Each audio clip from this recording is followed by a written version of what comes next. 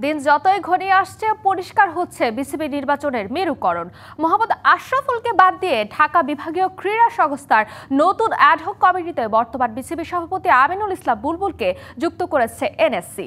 যদিও এই নিয়ে কোনো অভিযোগ নেই আশরাফুলের, সেই সাথে পরবর্তী নির্বাচনেও সভাপতি হিসেবে আমিনুল ইসলাম বুলবুলকেই পছন্দ এই সাবেক টাইগার অধিনায়কের।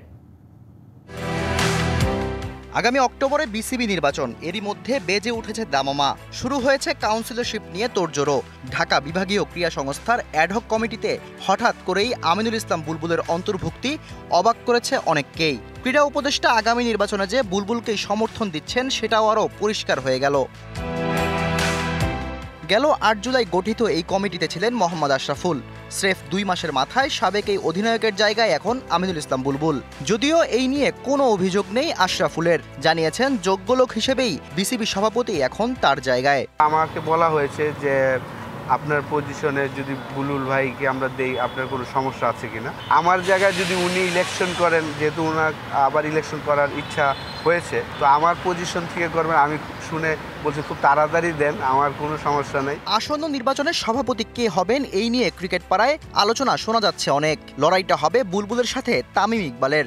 বিসিবির অনেক কাজ অসমাপ্ত থাকায় সভাপতি হিসাবে বুলবুলকেই পছন্দ আশরাফুলের। লাস্ট 3-4 মাস যেভাবে বুলবুল ভাই কাজ করছেন, এই জিনিসটাই হওয়া উচিত। আমি বিশ্বাস করি যদি উনি বোর্ড প্রেসিডেন্ট হয়ে আবার আসেন, উনি যে কাজগুলা, ওনার যে প্ল্যান, সেঞ্চুরির যে প্রোগ্রাম ওনার আছেন, কারণ ওনার সাথে আমার রেগুলারই কথা হয় এবং উনি চায়, এবং আমাদেরও যে এক্সপিরিয়েন্সটা আমরা যেটা ফিল করি, ওই জিনিসগুলো উনি বাস্তবায়ন করতে পারবেন যদি আবার উনি নেক্সট বোর্ড প্রেসিডেন্ট হয়ে আসেন।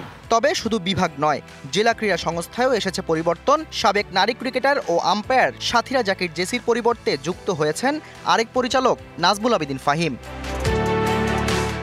Shahriar Hossain, DBC news, Dhaka.